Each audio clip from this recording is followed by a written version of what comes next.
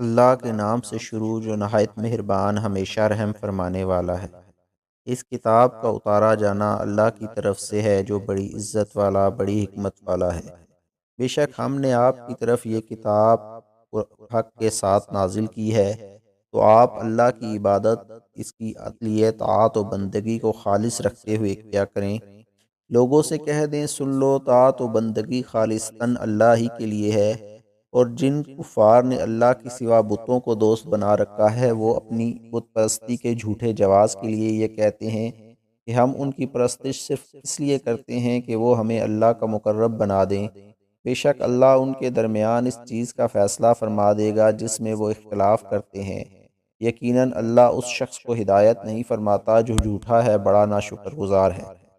اگر اللہ ارادہ فرماتا کہ اپنے لیے اولاد بنائے تو اپنی مخلوق میں سے جسے چاہتا منتخب فرما لیتا۔ وہ پاک ہے، وہی اللہ ہے جو یکتا ہے، سب پر غالب ہے۔ اس نے آسمانوں اور زمین کو صحیح تدبیر کے ساتھ پیدا فرمایا۔ وہ رات کو دن پر لپیٹتا ہے اور دن کو رات پر لپیٹتا ہے، اور اسی نے سورج اور چاند کو ایک نظام میں مسخر کر رکھا ہے۔ ہر ایک ستارہ اور سیارہ مقررہ وقت کی حد تک اپنے مدار میں چلتا ہے۔ خبردار وہیں پورے نظام پر غالب بڑا بخشنے والا ہے۔ اس نے تم سب کو ایک حیاتیاتی خلیہ سے پیدا فرمایا، پھر اس سے اسی جیسا جوڑا بنایا، پھر اس نے تمہارے لیے جانوروں میں سے 8 نر اور مادہ جوڑے مہیا کیے۔ وہ تمہاری ماؤں کے رحموں میں سے ایک تخلیقی مرحلہ سے اگلے تخلیقی مرحلہ میں ترتیب کے ساتھ تمہاری تشکیل کرتا ہے۔ اس عمل کو 3 قسم کے تاریک پردوں میں مکمل فرماتا ہے۔ یہی تمہارا پروردگار ہے جو سب قدرت اور سلطنت کا مالک ہے۔ اس کے سوا کوئی معبود نہیں۔ پھر تخلیق کے یہ مخفی حقائق جان لینے کے بعد بھی تم کہاں بہکے پھرتے ہو؟ اگر تم کفر کرو تو بے شک اللہ تم سے بے نیاز ہے، اور وہ اپنے بندوں کے لیے کفر و ناشکری پسند نہیں کرتا، اور اگر تم شکر گزاری کرو تو اسے تمہارے لیے پسند فرماتا ہے۔ کوئی بوجھ اٹھانے والا کسی دوسرے کا بوجھ نہیں اٹھائے گا۔ پھر تمہیں اپنے رب کی طرف لوٹنا ہے، پھر وہ تمہیں ان کاموں سے خبردار کر دے گا جو تم کرتے رہے تھے۔ بے شک وہ سینوں کے پوشیدہ باتوں کو بھی خوب جاننے والا ہے۔ اور جب انسان کو کوئی تکلیف پہنچتی ہے تو وہ اپنے رب کو اسی کی طرف رجوع کرتے ہوئے پکارتا ہے۔ پھر جب اللہ اسے اپنی جانب سے کوئی نعمت بخش دیتا ہے تو وہ اس تکلیف کو بھول جاتا ہے جس کے لیے وہ پہلے دعا کیا کرتا تھا، اور پھر اللہ کے لیے بتوں کو شریک ٹھہرانے لگتا ہے تاکہ دوسرے لوگوں کو بھی اس کی راہ سے بھٹکا دے۔ فرما دیجئے اے کافر تو اپنے کفر کے ساتھ تھوڑا سا ظاہری فائدہ اٹھا لے، تو بے شک دوزخیوں میں سے ہے۔ بھلا یہ مشرک بہتر ہے یا وہ مومن جو رات کی گھڑیوں میں سجود اور قیام کی حالت میں عبادت کرنے والا ہے، آخرت سے ڈرتا رہتا ہے اور اپنے رب کی رحمت کی امید رکھتا ہے؟ فرما دیجئے کیا جو لوگ علم رکھتے ہیں اور جو لوگ علم نہیں رکھتے سب برابر ہو سکتے ہیں؟ بس نصیحت تو عقل مند لوگ ہی قبول کرتے ہیں۔ محبوب میری طرف سے فرما دیجئے اے میرے بندو جو ایمان لائے ہو، اپنے رب کا تقوی اختیار کرو۔ ایسے ہی لوگوں کے لیے جو اس دنیا میں صاحبان احسان ہوئے بہترین صلہ ہے، اور اللہ کی سرزمین کشادہ ہے۔ بلا شبہ صبر کرنے والوں کو ان کا اجر بے حساب انداز سے پورا کیا جائے گا۔ فرما دیجئے مجھے حکم دیا گیا ہے کہ میں اللہ کی عبادت، اپنی طاعت و بندگی کو اس کے لیے خالص رکھتے ہوئے سر انجام دوں، اور مجھے یہ بھی حکم دیا گیا ہے کہ میں اس کی مخلوقات میں سب سے پہلا مسلمان بنوں۔ فرما دیجئے اگر میں اپنے رب کی نافرمانی کروں تو میں زبردست دن کے عذاب سے ڈرتا ہوں۔ فرما دیجئے میں صرف اللہ کی عبادت کرتا ہوں، اپنے دین کو اسی کے لیے خالص رکھتے ہوئے، تو تم اللہ کے سوا جس کی چاہو پوجا کرو۔ فرما دیجئے بے شک نقصان اٹھانے والے وہی لوگ ہیں جنہوں نے قیامت کے دن اپنی جانوں کو اور اپنے گھر والوں کو خسارہ میں ڈالا۔ یاد رکھو یہی کھلا نقصان ہے۔ ان کے لیے ان کے اوپر بھی آگ کے بادل سائبان بنے ہوں گے، اور ان کے نیچے بھی آگ کے فرش ہوں گے۔ یہ وہ عذاب ہے جس سے اللہ اپنے بندوں کو ڈراتا ہے۔ اے میرے بندو بس مجھ سے ڈرتے رہو، اور جو لوگ بتوں کی پرستش کرنے سے بچے رہے اور اللہ کی طرف جھکے رہے ان کے لیے خوشخبری ہے۔ بس آپ میرے بندوں کو بشارت دے دیجئے۔ جو لوگ بات کو غور سے سنتے ہیں پھر اس کے بہتر پہلو کی اتباع کرتے ہیں، یہی وہ لوگ ہیں جنہیں اللہ نے ہدایت فرمائی ہے، اور یہی لوگ عقل مند ہیں۔ بھلا جس شخص پر عذاب کا حکم ثابت ہو چکا تو کیا آپ اس شخص کو بچا سکتے ہیں جو دائمی دوزخی ہو چکا ہو؟ لیکن جو لوگ اپنے رب سے ڈرتے ہیں ان کے لیے جنت پہ بلند محلات ہوں گے جن کے اوپر بھی بالا خانے بنائے گئے ہوں گے، ان کے نیچے سے نہریں رواں ہوں گی۔ یہ اللہ کا وعدہ ہے، اللہ وعدہ کی خلاف ورزی نہیں کرتا۔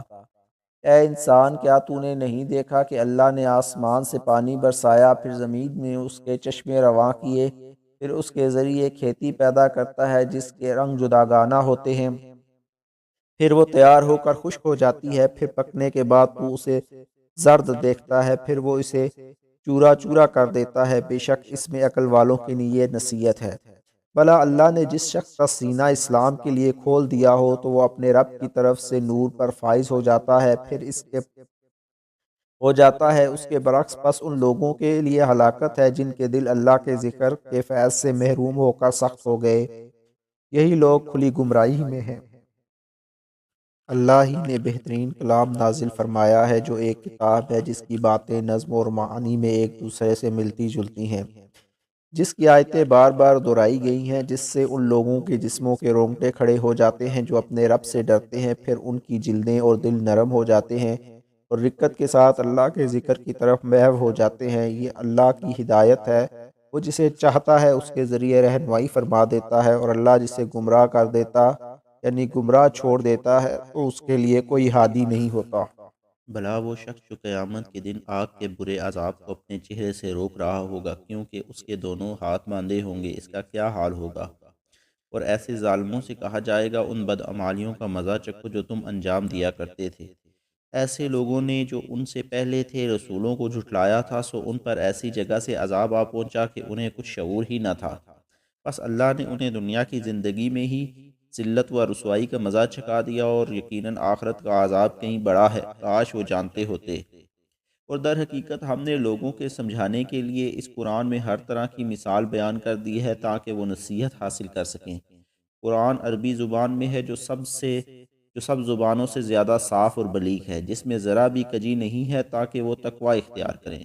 اللہ نے ایک مثال بیان فرمائی ہے ایسے غلام شخص کی جس کی ملکیت میں کئی ایسے لوگ شریک ہوں گے جو بد اخلاق بھی ہوں گے اور باہم جھگڑالو بھی، اور دوسری طرف ایک ایسا شخص ہو جو صرف ایک ہی فرد کا غلام ہو۔ کیا یہ دونوں اپنے حالات کے لحاظ سے یکساں ہو سکتے ہیں؟ ہرگز نہیں۔ ساری تعریفیں اللہ ہی کے لیے ہیں، بلکہ ان میں سے اکثر لوگ حقیقت توحید کو نہیں جانتے۔ اے حبیب مکرم، بے شک آپ کو تو موت صرف ذائقہ چکھنے کے لیے آنی ہے، اور وہ یقیناً دائمی ہلاکت کے لیے مردہ ہو جائیں گے۔ پھر دونوں موتوں کا فرق دیکھنے والا ہوگا۔ پھر بلا شبہ تم لوگ قیامت کے دن اپنے رب کے حضور باہم جھگڑا کرو گے۔ ایک گروہ دوسرے کو کہے گا کہ ہمیں مقام نبوت اور شان رسالت کو سمجھنے سے تم نے روکا تھا۔ وہ کہیں گے نہیں، تم خود ہی بدبخت اور گمراہ تھے۔ سو اس شخص سے بڑھ کر ظالم کون ہے جو اللہ پر جھوٹ باندھے اور سچ کو جھٹلائے جبکہ وہ اس کے پاس آ چکا ہو؟ کیا کافروں کا ٹھکانہ دوزخ میں نہیں ہے؟ اور جو شخص سچ لے کر آیا اور جس نے اس کی تصدیق کی وہی لوگ ہی تو متقی ہیں، اور ان کے لیے وہ سب نعمتیں ان کے رب کے پاس موجود ہیں جن کی وہ خواہش کریں گے، یہی محسنوں کی جزا ہے، تاکہ اللہ ان کی خطاؤں کو جو انہوں نے کی ہیں ان سے دور کر دے اور انہیں ان کا ثواب ان کی نیکیوں کے بدلے میں عطا فرمائے جو وہ کیا کرتے تھے۔ کیا اللہ اپنے بندہ مکرم نبی مکرم صلی اللہ علیہ وآلہ وسلم کو کافی نہیں ہے؟ اور یہ کفار آپ کو اللہ کے سوا ان بتوں سے جن کی یہ پوجا کرتے ہیں ڈراتے ہیں، اور جسے اللہ اس کے قبول حق سے انکار کے باعث گمراہ ٹھہرا دے تو اسے کون ہدایت دینے والا ہے، اور جسے اللہ ہدایت سے نواز دے تو اسے کوئی گمراہ کرنے والا نہیں۔ کیا اللہ بڑا غالب انتقام لینے والا نہیں ہے؟ اور اگر آپ ان سے دریافت فرمائیں کہ آسمانوں اور زمین کو کس نے پیدا کیا ہے تو وہ ضرور کہیں گے کہ اللہ نے۔ آپ فرما دیجئے بھلا یہ بتاؤ کہ جن بتوں کو تم اللہ کے سوا پوجتے ہو، اگر اللہ مجھے کوئی تکلیف پہنچانا چاہے تو کیا وہ بت اس کی بھیجی ہوئی تکلیف کو دور کر سکتے ہیں؟ یا وہ مجھے رحمت سے نوازنا چاہے تو کیا وہ بت اس کی بھیجی ہوئی رحمت کو روک سکتے ہیں؟ فرما دیجئے مجھے اللہ کافی ہے، اسی پر توکل کرنے والے بھروسہ کرتے ہیں۔ فرما دیجئے اے میری قوم، تم اپنی جگہ عمل کیے جاؤ، میں اپنی جگہ عمل کر رہا ہوں، پھر ان قریب تم انجام کو جان لو گے کہ کس پر عذاب آتا ہے تو اسے رسوا کر دے گا اور اس پر ہمیشہ قائم رہنے والا عذاب اترے گا۔ بے شک ہم نے آپ پر لوگوں کی رہنمائی کے لیے حق کے ساتھ کتاب اتاری، تو جس نے ہدایت پائی تو اپنے ہی فائدے کے لیے، اور جو گمراہ ہوا تو اپنے ہی نقصان کے لیے گمراہ ہوا، اور آپ ان کی ذمہ دار نہیں ہیں۔ اللہ جان اللہ جانوں کو ان کی موت کے وقت قبض کر لیتا ہے، اور ان جانوں کو جنہوں موت نے نہیں آئی ہے ان کی نیند کی حالت میں پھر ان کو روک لیتا ہے جن پر موت کا حکم صادر ہو چکا ہو، اور دوسری جانوں کو مقرر وقت تک چھوڑ رکھتا ہے۔ بے شک اس میں ان لوگوں کے لیے نشانیاں ہیں جو غور و فکر کرتے ہیں۔ کیا انہوں نے اللہ کے لیے اذن کے خلاف بتوں کو سفارشی بنا رکھا ہے؟ فرما دیجئے اگرچہ وہ کسی چیز کے مالک بھی نہ ہوں اور ذی عقل بھی نہ ہوں، فرما دیجئے سب شفاعت کا اذن اللہ ہی کے اختیار میں ہے، جو اس نے اپنے مقربین کے لیے مخصوص کر رکھا ہے۔ آسمانوں اور زمین کی سلطنت بھی اسی کی ہے، پھر تم اسی کی طرف لوٹائے جاؤ گے۔ اور جب تنہا اللہ ہی کا ذکر کیا جاتا ہے تو ان لوگوں کے دل گھٹن اور کرہاٹ کا شکار ہو جاتے ہیں جو آخرت پر یقین نہیں رکھتے، اور جب اللہ کے سوا ان بتوں کا ذکر کیا جاتا ہے جنہیں وہ پوجتے ہیں تو وہ اچانک خوش ہو جاتے ہیں۔ آپ عرض کیجئے اے اللہ، آسمانوں اور زمین کو عدم سے وجود میں لانے والے، غیب اور ظاہر کا علم رکھنے والے، تو ہی اپنے بندوں کے درمیان ان امور کا فیصلہ فرمائے گا جن میں وہ اختلاف کیا کرتے تھے۔ اور اگر ظالموں کو وہ سب کا سب مال و متاع میسر ہو جائے تو جو روئے زمین میں ہے اور اس کے ساتھ اس کے برابر اور بھی مل جائے تو وہ اس سے قیامت کے دن برے عذاب سے نجات پانے کے بدلے میں دے ڈالیں، اور اللہ کی طرف سے ان کے لیے وہ عذاب ظاہر ہوگا جس کا وہ گمان بھی نہیں کرتے تھے، اور ان کے لیے وہ سب برائیاں ظاہر ہو جائیں گی جو انہوں نے کما رکھی ہیں، اور انہیں وہ عذاب گھیر لے گا جس کا وہ مذاق اڑایا کرتے تھے۔ پھر جب انسان کو کوئی تکلیف پہنچتی ہے تو ہمیں پکارتا ہے، پھر جب ہم اسے اپنی طرف سے کوئی نعمت بخش دیتے ہیں تو کہنے لگتا ہے کہ یہ نعمت تو مجھے علم و تدبر کی بنا پر ملی ہے، بلکہ یہ آزمائش ہے، مگر ان میں سے اکثر لوگ نہیں جانتے۔ فی الواقعہ یہ باتیں وہ لوگ بھی کیا کرتے تھے جو ان سے پہلے تھے، سو جو کچھ وہ کماتے رہے ان کے کسی کام نہ آ سکا، تو انہیں وہ برائیاں آ پہنچی جو انہوں نے کما رکھی تھیں، اور ان لوگوں میں سے جو ظلم کر رہے ہیں انہیں بھی عنقریب وہ برائیاں آ پہنچیں گی جو انہوں نے کما رکھی ہیں، اور وہ اللہ کو عاجز نہیں کر سکتے۔ کیا وہ نہیں جانتے کہ اللہ جس کے لیے چاہتا ہے رزق کشادہ فرما دیتا ہے اور جس کے لیے چاہتا ہے تنگ کر دیتا ہے؟ بے شک اس میں ایمان رکھنے والوں کے لیے نشانیاں ہیں۔ فرما دیجئے اے میرے وہ بندو جنہوں نے اپنی جانوں پر زیادتی کر لی ہے، تم اللہ کی رحمت سے مایوس نہ ہونا، بے شک اللہ سارے گناہ معاف فرما دیتا ہے، وہ یقیناً بڑا بخشنے والا بہت رحم فرمانے والا ہے۔ اور تم اپنے رب کی طرف توبہ و انابت اختیار کرو اور اس کی اطاعت گزار بن جاؤ قبل اس کے کہ تم پر عذاب آ جائے، پھر تمہاری کوئی مدد نہیں کی جائے گی۔ اور اس بہترین کتاب کی پیروی کرو جو تمہارے رب کی طرف سے تمہاری جانب اتاری گئی ہے قبل اس کے کہ تم پر اچانک عذاب آ جائے اور تمہیں خبر بھی نہ ہو۔ ایسا نہ ہو کہ کوئی شخص کہنے لگے ہائے افسوس اس کمی اور کوتاہی پر جو میں نے اللہ کے حق کے اطاعت میں کی، اور میں یقیناً مذاق اڑانے والوں میں سے تھا۔ یا کہنے لگے کہ اگر اللہ مجھے ہدایت دیتا تو میں ضرور پرہیزگاروں میں سے ہوتا۔ یا عذاب دیکھتے وقت کہنے لگے کہ اگر ایک بار میرا دنیا میں لوٹنا ہو جائے تو میں نیکوکاروں میں سے ہو جاؤں۔ رب فرمائے گا ہاں بے شک میری آیتیں تیرے پاس آئی تھیں، سو تو نے انہیں جھٹلایا تھا اور تو نے تکبر کیا تھا اور تو کافروں میں سے ہو گیا۔ آپ قیامت کے دن ان لوگوں کو جنہوں نے اللہ پر جھوٹ بولا ہے دیکھیں گے کہ ان کے چہرے سیاہ ہوں گے، کیا تکبر کرنے والوں کا ٹھکانہ دوزخ میں نہیں ہے؟ اور اللہ ایسے لوگوں کو جنہوں نے پرہیزگاری اختیار کی ہے ان کی کامیابی کے ساتھ نجات دے گا، نہ انہیں کوئی برائی پہنچے گی اور نہ ہی وہ غمگین ہوں گے۔ اللہ ہر چیز کا خالق ہے اور وہ ہر چیز پر نگہبان ہے۔ اسی کے پاس آسمانوں اور زمین کی کنچیاں ہیں، اور جن لوگوں نے اللہ کی آیتوں کے ساتھ کفر کیا وہی لوگ خسارہ اٹھانے والے ہیں۔